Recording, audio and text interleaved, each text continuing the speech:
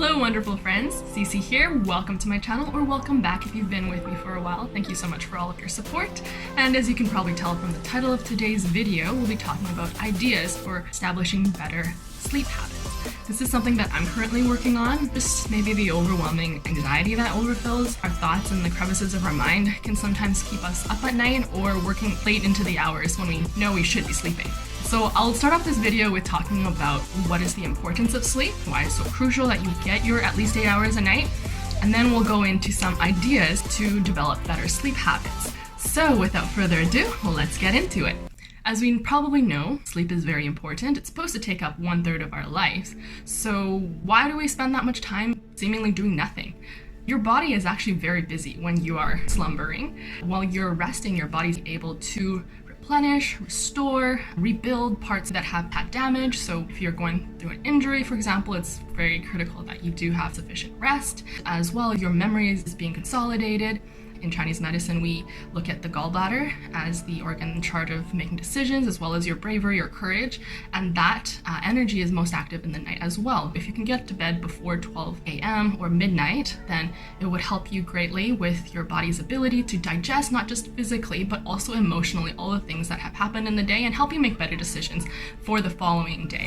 As I like to say it, it's preparing the mental soil for the following day's toil.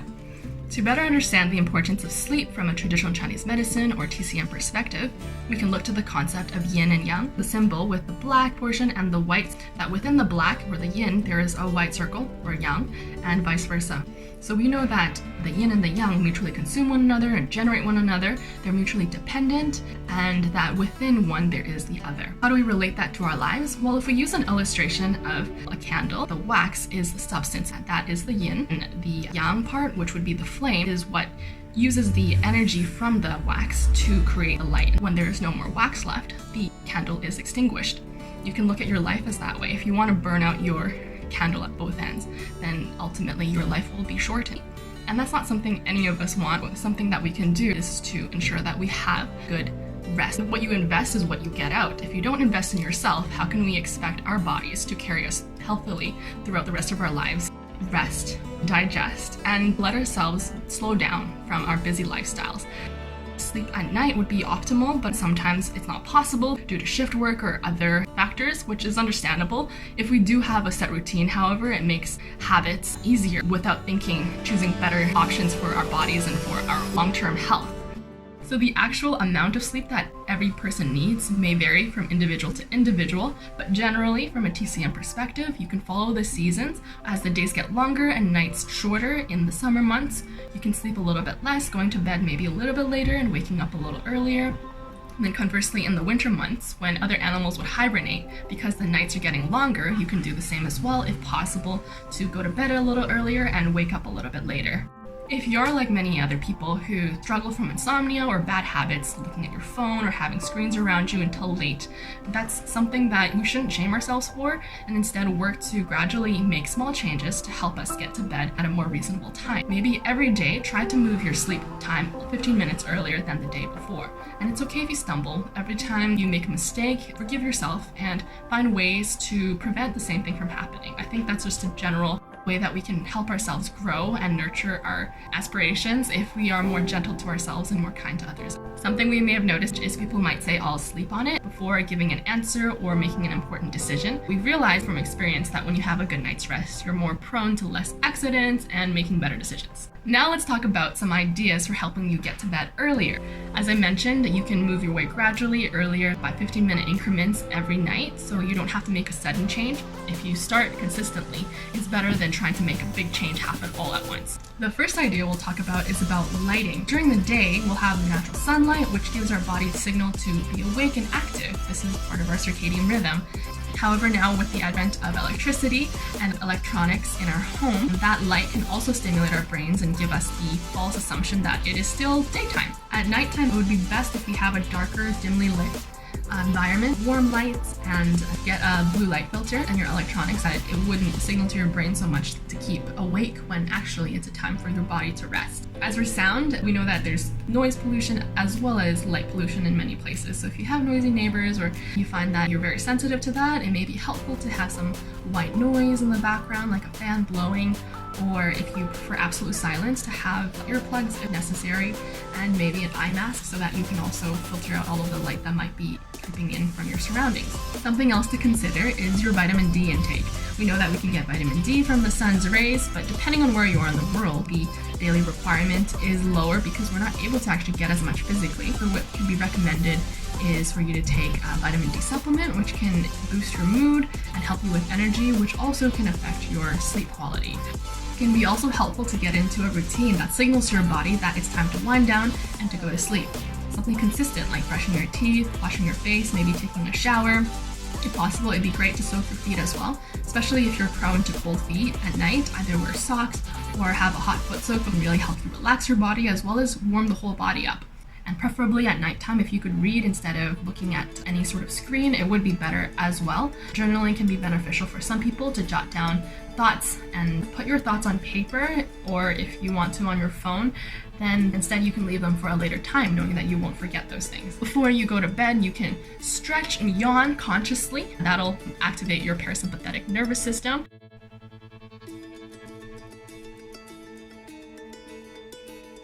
Some small alterations you can make in your routine to help you fall asleep easier are during the day, it's good to go and get some light exercise. Even 15 minutes would be good, like brisk walking where you're just at the brink of sweating. Another quick thing we could do for ourselves before we go to bed is to comb our hair.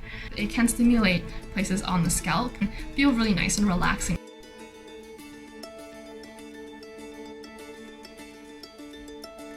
It can be beneficial to have the same sleep and wake time even when it's a holiday or a day off.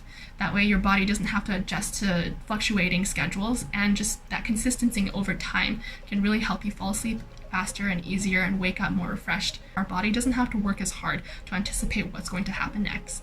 Thinking about the duration of sleep that will leave us the most refreshed and feeling ready to take on the day, consider that it takes about 90 minutes or 1.5 hours for an average person to go through the sleep cycles. And we generally don't want to wake up in the middle of a sleep cycle because that can make us feel lethargic and groggy. So to avoid that, we can set our alarm to account for a 1.5 increment amount of sleep, for example, 6 hours, 7.5, 9 hours, adding some time for however long it takes for you to actually fall asleep. Sometimes people use their bed for activities other than sleeping, and work and eat and do all those other things, build that discipline. So when you go to bed, that's where you sleep, and help you build that habit and that signal for you to fall asleep faster. What we can do is remove other distractions that want to reel us in to do other things besides sleeping or bedtime activities. Can actually help us build better habits. Maybe you're lying in bed and it's hard to fall asleep.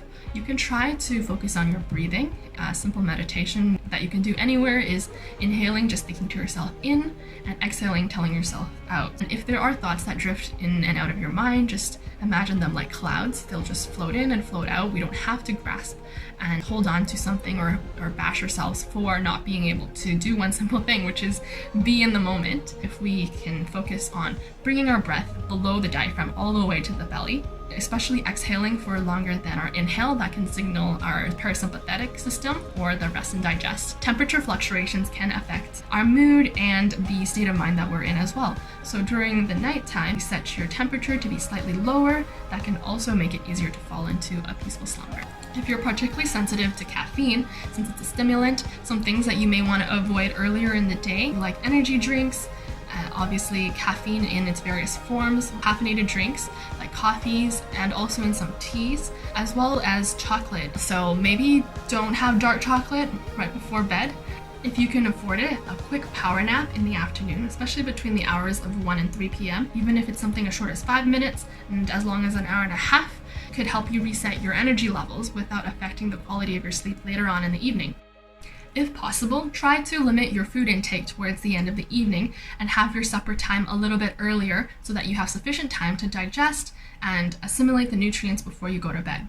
Towards the end of the day, our body's metabolism is slowing down, so we can help with the initial step of digestion by chewing more carefully, eating smaller bites, and having something warm like a tea or a soup to help us with the digestion process as well. Something else to try for you to have a solid night's rest is to have less fluids later on in the evening and try to take small sips. so that way it's better absorbed and less of it becomes urine output that can wake you up at night. It's important to not have strenuous exercise right before bed either. It's better to have some lighter exercise so that it does tire your body out a little bit, but you don't want to be profusely sweating. Another tip to consider is the alignment of your body to the Earth's magnetic poles.